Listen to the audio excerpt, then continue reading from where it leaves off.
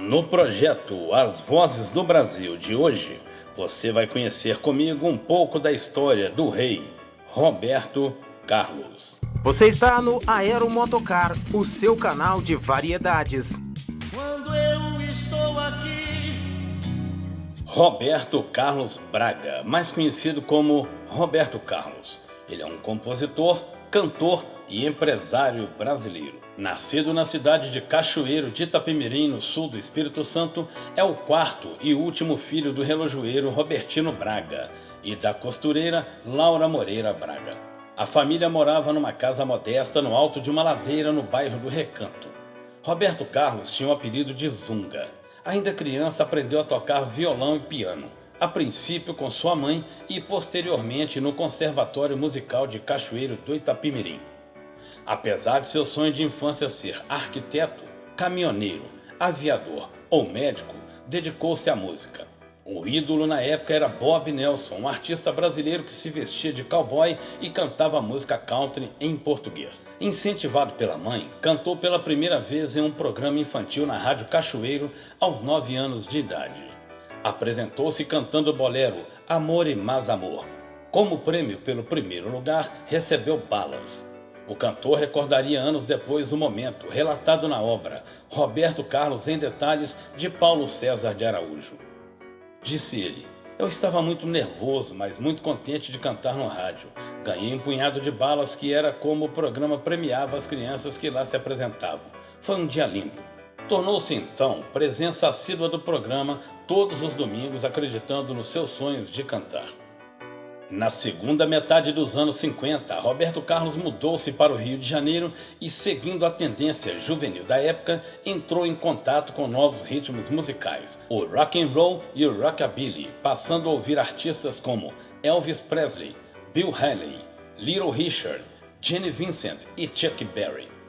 Em 1957, Arlênio Lívio Gomes, um colega de escola, levou Roberto Carlos para conhecer um grupo de amigos que se reunia na Rua do Matoso, no bairro da Tijuca. Mais especificamente no Bar Divino, que era na Rua Doc Lobo, conhecida como a Turma do Matoso. Lá conheceu Sebastião Maia, Edson Trindade, José Roberto China e Wellington Oliveira.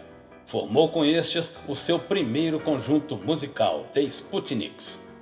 Em 1958, Roberto Carlos, por não encontrar a letra da canção Round Dog, de Elvis Presley, conheceu aquele que se tornaria o seu maior parceiro musical, o fã de Elvis daquela turma de amigos que era Erasmo Carlos.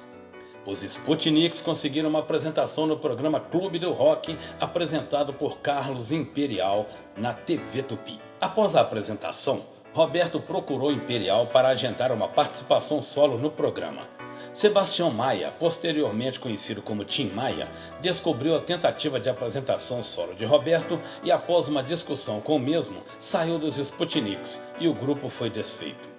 Edson Trindade, Arlênio e China formaram o grupo The Snakes, chamando Erasmo Carlos para ser vocalista. A carreira solo de Roberto foi iniciada no mesmo ano como cantor da boate do Hotel Plaza, em Copacabana, cantando samba canção e bossa nova. Os Snakes acompanhavam tanto Roberto Carlos quanto Tim Maia, contudo, ambos nunca fizeram parte do grupo. Carlos Imperial costumava apresentar Roberto Carlos como o Elvis Presley brasileiro e Tim Maia como o Little Richard brasileiro. Em 1959, Roberto Carlos lançou João e Maria e Fora do Tom, um compacto simples, onde imitava João Gilberto. Não sei, não entendi, vocês precisam me explicar. 2 anos depois, em 1961, ele lançava o primeiro álbum, Louco por Você. Imperial compôs boa parte das canções deste disco. O disco não chegou a ter tanto sucesso e hoje é uma raridade. Roberto Carlos insistiu em investir na música jovem da época e em novembro de 1963 lançou seu segundo álbum de estúdio, Splish Splash. Com o amigo Erasmo Carlos, Roberto compunha versões de hits como Splish Splash, original de Bob Darin, e canções próprias como Parei na Contramão, que se tornaram grandes sucessos. No ano seguinte, o cantor novamente esteve nas paradas de sucesso com o álbum É Proibido Fumar, em que, além da faixa título, destacou-se a canção O Calhambeque, versão de Road Rock. Splish splash, fez o beijo que eu dei. Agora é conhecido nacionalmente. Em 1965, Roberto Carlos foi convidado a apresentar o programa Jovem Guarda aos domingos na TV Record, ao lado de Erasmo Carlos e Vanderleia.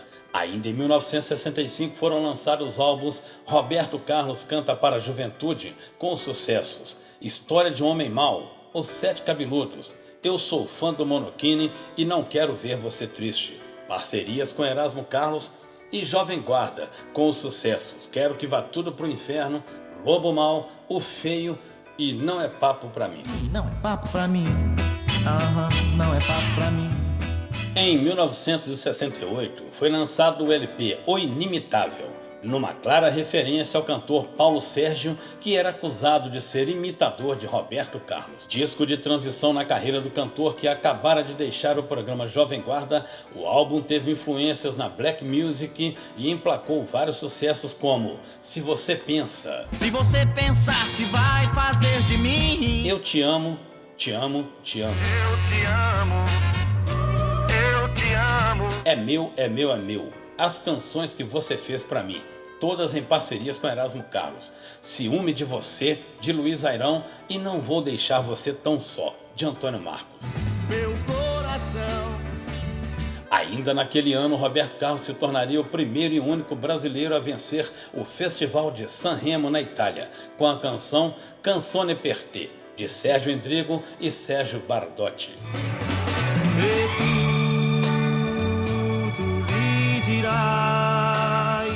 A década de 1970 marcaria o fim da Jovem Guarda e o início da carreira de Roberto Carlos como intérprete romântico, com reconhecimento internacional. O cantor seria o artista brasileiro que mais venderia discos no país. Várias de suas canções foram gravadas por artistas como Julio Iglesias, Caravelli e Ray Conniff. Em 1970, o cantor fez uma bem-sucedida temporada de shows no Canecão, dirigido pela dupla Luiz Carlos Miele e Ronaldo Boscoli, que produziram e dirigiram shows de Roberto Carlos durante 24 anos. No final daquele ano foi lançado o álbum Roberto Carlos, que trouxe sucessos como Ana, Vista a Roupa, Meu Bem e Jesus Cristo, canção que também marcava sua aproximação com a religião católica. Jesus Cristo, Jesus Cristo. Em 1983, Roberto Carlos processou o jornalista Rui Castro por uma reportagem na revista Status que detalhava seus romances na época da Jovem Guarda. Em 1984, sua canção Caminhoneiro foi executada mais de 3.000 vezes nas rádios do país em um único dia, e no ano seguinte, Verde e Amarelo bateria esta marca ao ser tocada 3.500 vezes.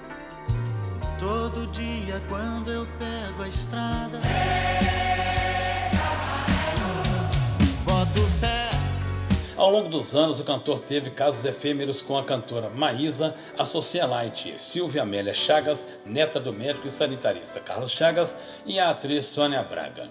Em 1968, casou-se em Santa Cruz de la Sierra, na Bolívia, com Cleonice Rossi, que morreu de câncer de mama em 1980. Cleonice é mãe de seus dois filhos, Roberto Carlos II, chamado de Segundinho, nascido em 1969, e Luciana, nascida em 1971. Roberto Carlos ainda assumiu a paternidade de Ana Paula Rossi Braga, filha de um namoro prévio de Cleonice, em que o pai do bebê não quis assumir.